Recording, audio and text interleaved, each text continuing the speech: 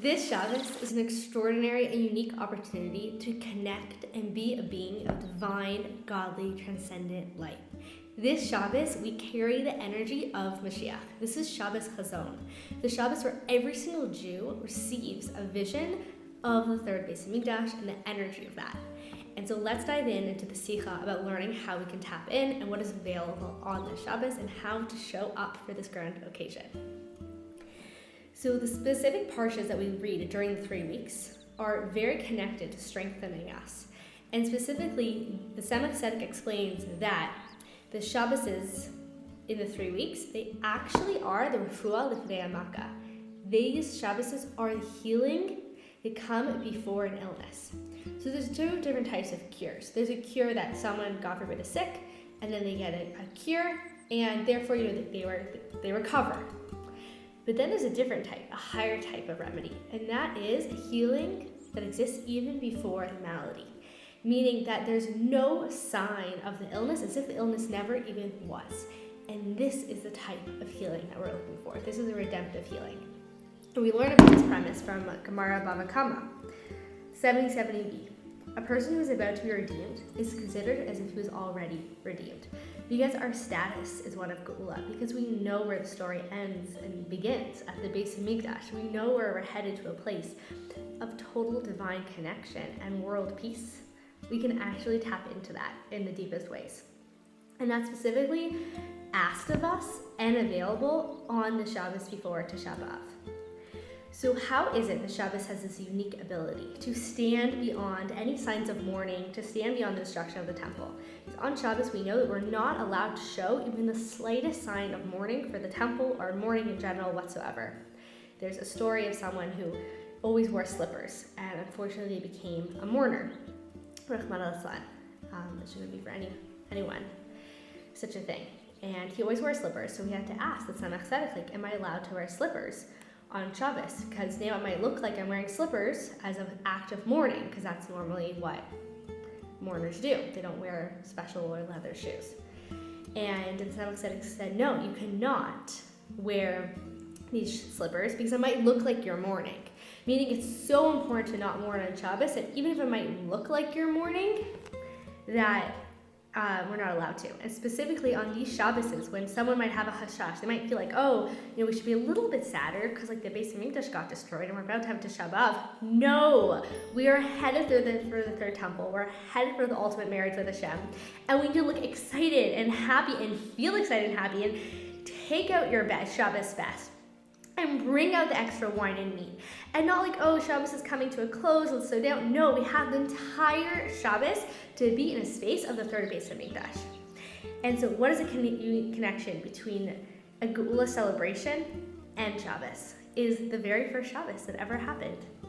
There's 3 things that are called Shabbos. The first Shabbos of creation, Matan Torah, the giving of the Torah, which happened on Shabbos, and Mashiach is called Shabbos. Of course, we have every Shabbos to tap into those energies. So what happened is that Adam and Chava ate from the tree. Oops, it happens. They ate from the tree. What are we going to do? And therefore, all death and evil and other things, entered into the human psyche and reality. But before the effects were able to take their toll, there was Shabbos, because this happened Friday afternoon. And we all know that Friday afternoon, nothing stopping Shabbos, not even the Eitz Hadas, not even the sin of eating from the tree, nothing stopping Shabbos. Shabbos is coming. And so they were already plugged into the Erev Shabbos energy. And so Hashem pushed off all the repercussions of the sin of eating from the tree until after Shabbos. And what happened? There was a light to show that there was no lacking of that Shabbos whatsoever, no repercussions of sin. What happened is that the entire Friday night, there was only light. It did not get dark. The sun did not set. And really the idea of every Shabbos contains that. Meaning on Shabbos, we're able to just be divine beings of light. I don't need to go into that trigger on Shabbos. I don't need to get angry about that thing to protect myself on Shabbos. I don't need to go down that whirlpool of negative, obsessive thoughts about myself on Shabbos. I don't need to go there. I can say to myself, this can wait. this is a Motzi Shabbos activity or maybe a never activity. This can wait till Sunday. I am in Shabbos. We have full permission. There's this hot topic in the world. People like to talk about spiritual bypassing. I don't really know what that is. But this is definitely not spiritual bypassing. This is godly, transcendent permission to be who you are. To be who you are. You are a Shabbos being. You are a being of transcendence. You are a Geula wife. You are a woman who brings joy and love and light into her home. And for me, this is the deepest permission. Meaning if something comes up on Shabbos and being like, oh, but maybe I should go into it. No, this is a moment of I'm at the base of Midrash with Hashem. I am in Gan Eden with Hashem. This is a moment to go deeper into the joy. And maybe if I have to go into it for a moment to find that joy, totally cool. But the point is, the destination is the joy of being one with Hashem, the joy of getting to be Hashem's Shabbos bride, and connecting to this energy of this eternal reality of just stepping into this Chasen Kala Shabbos, welcoming the Shabbos bride energy of receiving and connecting. And so what does this look like practically? It means hang up all the disappointments on the coat rack before Shabbos.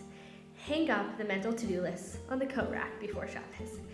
Hang up needing to teach my husband anything or for him to be different. Put on the coat rack, just hang it up. It'll wait, it'll all be there. But for this special Shabbos, the Shabbos Chazon, put all those things on the side and give ourselves that permission and receive this permission that we're being granted here to go into full unbridled Geula mode, because sometimes it's all we need is to know this is the call of the hour. This is the avoda.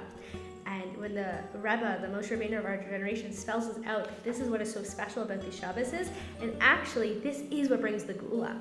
Because when there's a healing before the illness, that brings the ultimate healing. This healing of the Shabbos before the illness, before Tisha B'Av, that is what is going to march us into this Geula reality where there will be no mourning and there will be no fasting, because we are going to be standing in our holy temple, dancing, laughing, singing, in the most embodied, beautiful way possible. So wishing everyone a Shabbos of joy, transcendent light, Geula energy, tapping into your Geula self, and can't wait to hear how you made it special for yourself and for your family. Thank you, and good Shabbos!